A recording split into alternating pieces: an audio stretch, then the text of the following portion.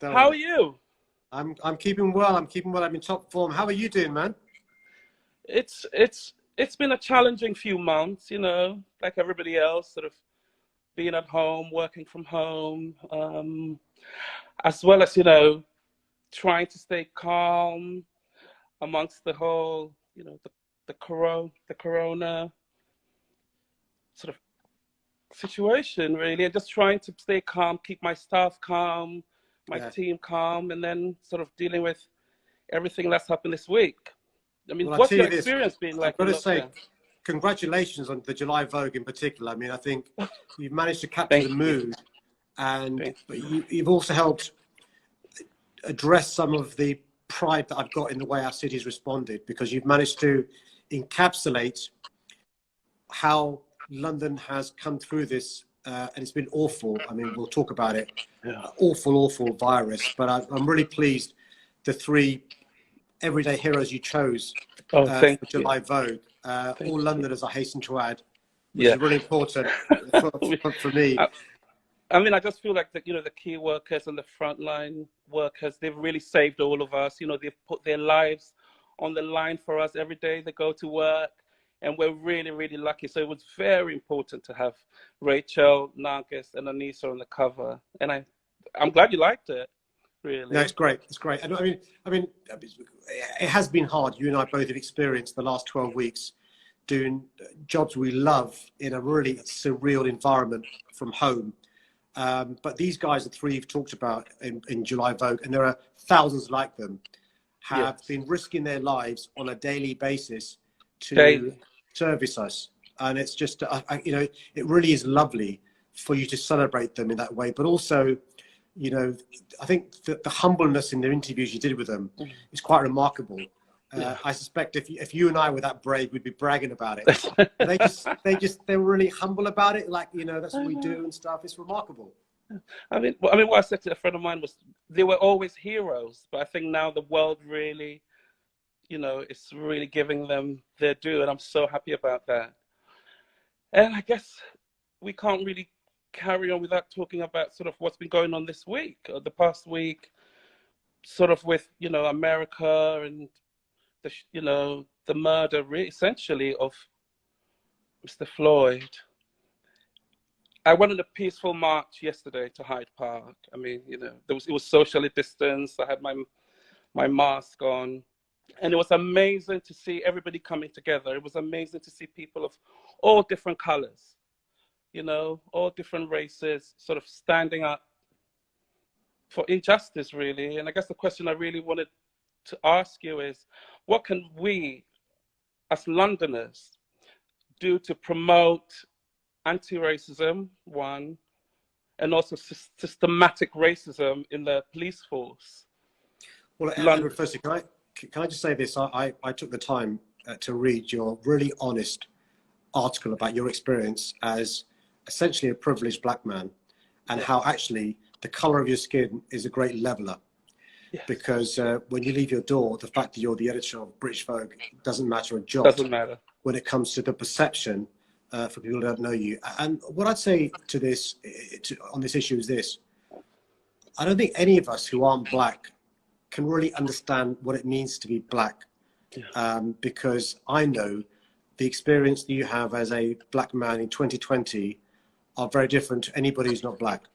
Yeah. And my nervousness when I saw the brutal death of George Floyd, it wasn't just my anger, my fury, my indignation, my frustration, was that we may be lulled into a full sense of complacency in London because we may think this is really an issue for Minnesota, Minneapolis, America. It doesn't affect us.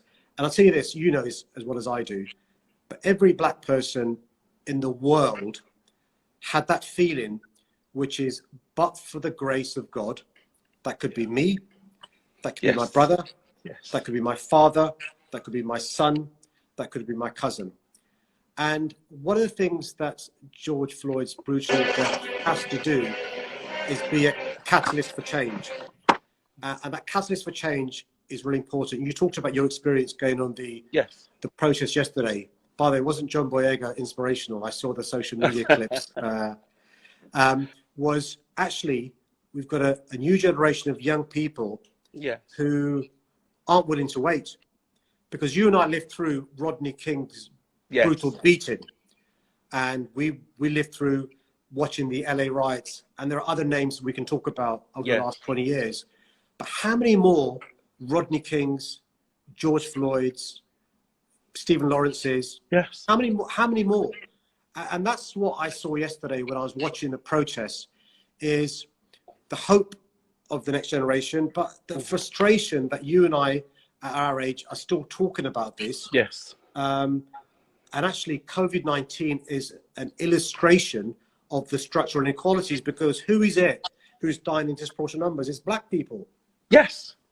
Yes, I think when I read the report this week that black people are more likely to die from sort of COVID, it really, as a person of, I mean, a part of the socio-economic, it just really, as a black person, was like one problem in front of another. So we're dealing with a crisis about, coronavirus, and then we're dealing with racism, but it all seems to be happening at the same time. I guess we've all been stuck in our houses for so long, I guess unemployment's going up, but it just really, really made me feel like, about my article, I felt a little helpless. Does that make sense? I felt helpless. So what can we do to change policies as London? What can we do, Sadiq, to change? Well, look, I spent this morning chairing a meeting with a number of London leaders about how we deal with the recovery from COVID-19. Let me tell you why I'm even more worried than you said, which is actually all the experts say there's a possibility we're going to enter a recession. And you and I both know who suffer the most when there's a recession. Who is it who suffers the most when it comes to mass unemployment? Who is it who suffers the most when it comes to job losses and some of the consequences of this worldwide pandemic? But also, who takes advantage of this to create division and disharmony and blame others? And we've got to be really cognizant of the fact that actually, not just COVID-19, but actually how we come out of this, if we're not careful, could perpetuate more inequality, more racism, discrimination and inequality. And that's why we're trying to make sure that when it comes to recovery, we don't inadvertently compound the inequalities highlighted by COVID-19. So, for example, we've got to make sure that we, when it comes to those made unemployed, retrain as quickly as possible those who lose their jobs. We've got to make sure industries like yours, culture, hospitality, tourism, don't suffer disproportionately because of COVID-19. So I'm really excited, for example, Men's Fashion Week will be done digitally in June. So important that we continue this area. I know the team's planning on the Women's Fashion Week later on this year, because if we're not careful, this really vibrant, booming sector that you work in, 1 in 6 jobs are in your sector in the country, £52 billion a year. If we're not careful, we could lose those jobs, that prosperity, but also who we are. That's in our DNA. And that's why you're absolutely right. We've got to, yes, be worried about the consequences, but what I loved about the July Vogue is the hope you give. Yes. Because you highlighted 3 people who are modern day heroes. We know their gender, we know their ethnicity, and they should give us hope in relation to where we go forward and stuff. And so your point about the clap for carers, we can't just stop clapping them on a Thursday, not reward them and recognize the contribution they make. They were making a contribution before this. Anyway, they were heroes anyway. And we're doing it afterwards. And so I'm really keen to make sure the recovery is one that we all benefit from, but also we don't inadvertently, lose that golden egg, the golden goose, which is culture, creative industries, fashion. That's who we are. That's our USP. Yeah. I mean, my industry's really suffered, and I guess a lot of people think, the fashion industry is not so important in times like this. But like you said, it supports so many people.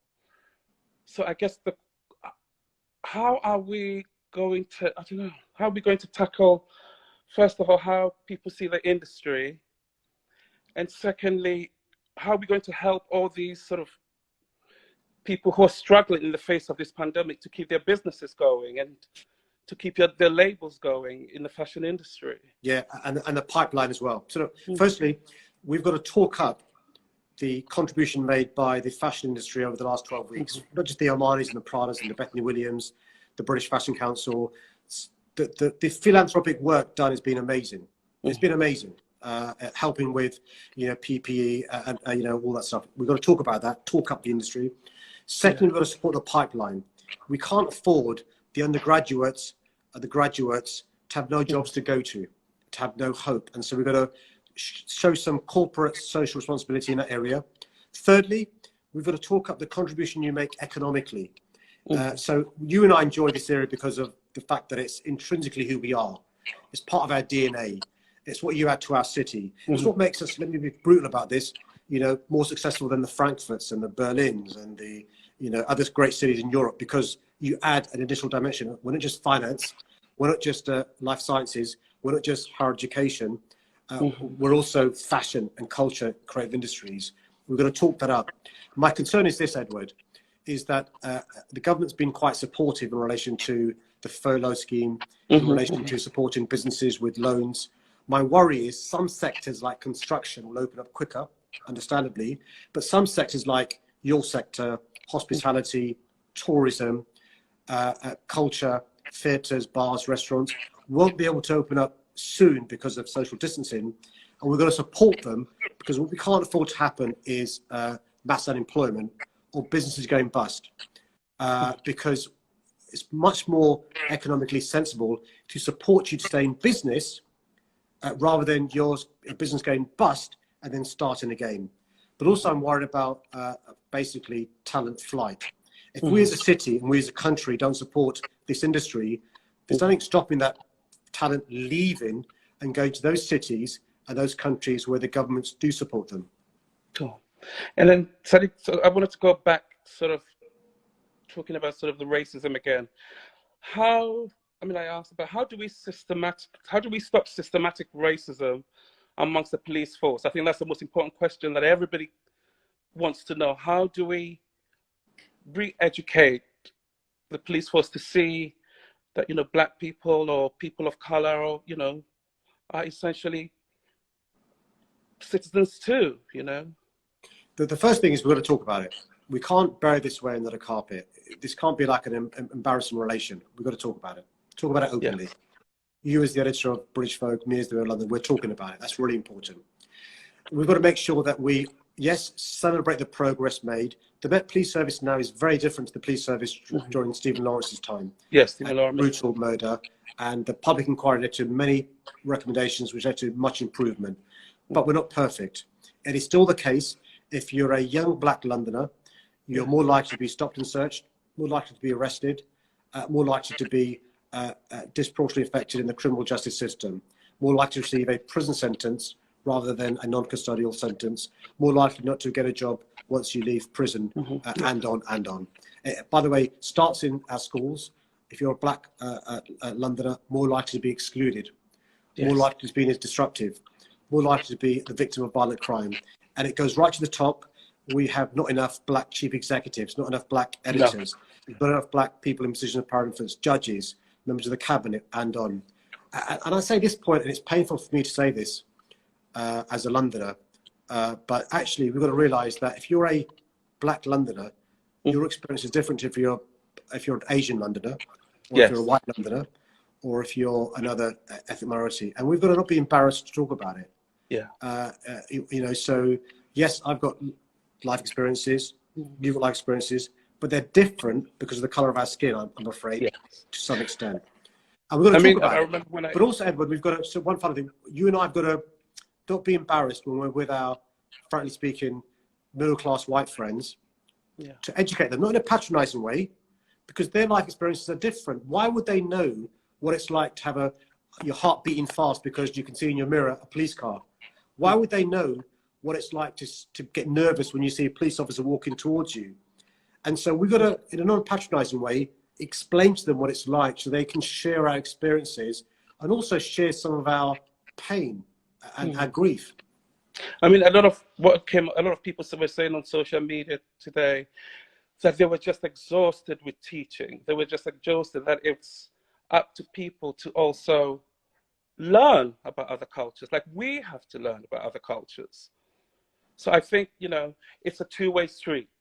Yes, we have to teach and help our friends, but they also have to educate themselves No, that's of what true. our Look, lives are like. that's really my point. It can't just be left to you to talk about this as a black man and me. People are going to self-teach. I get that. But actually, I bet you, and you can ask your friends this when you next see them, many of your friends who aren't black, when they read your piece today or yesterday, will have thought, oh, even Edward feels this. Yes. Oh, Yes.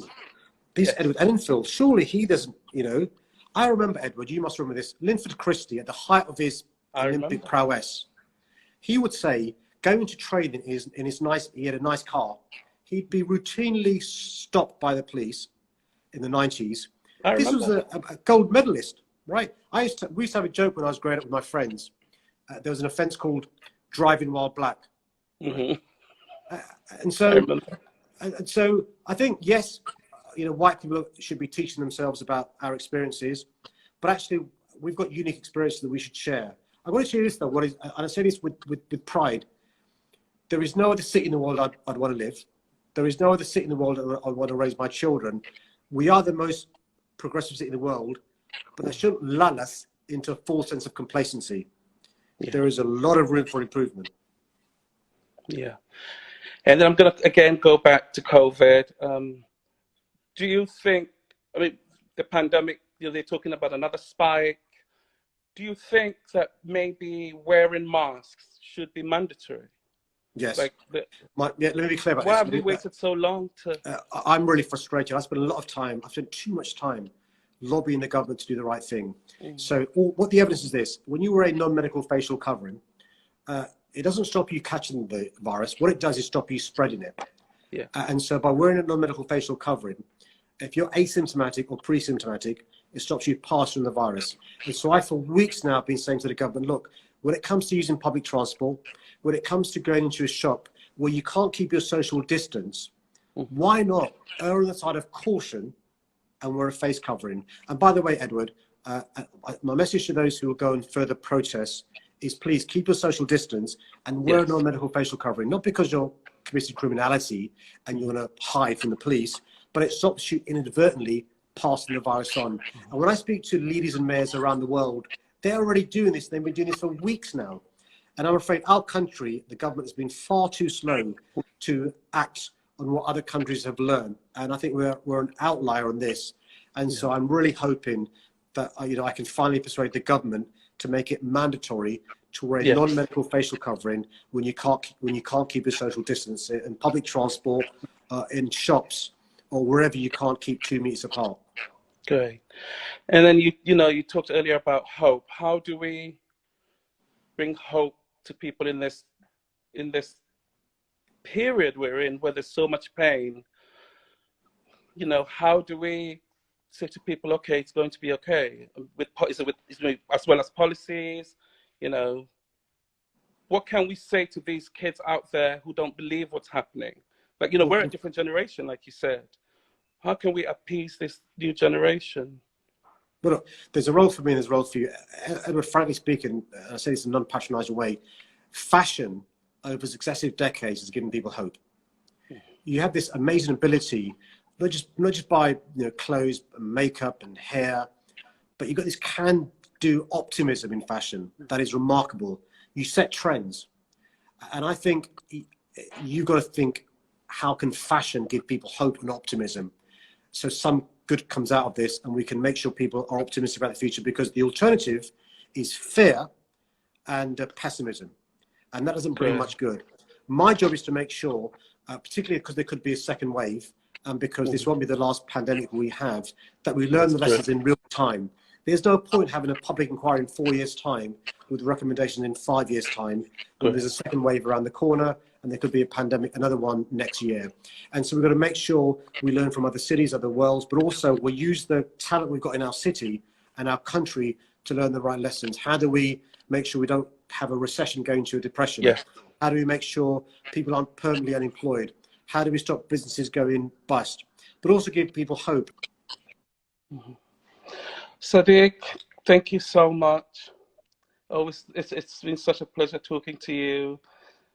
And I hope that, together we can see this period through, and look back in 40 years and see changes, systematic changes. And I'm really glad you took the time out to talk to me. Oh, it's a pleasure, and keep on doing what you're doing, and stay safe. And thank you very much to British Vogue for what you do. We are really grateful as a city, and you're one of our best ambassadors, Edward, and we love you. Bye. Cheers, brother.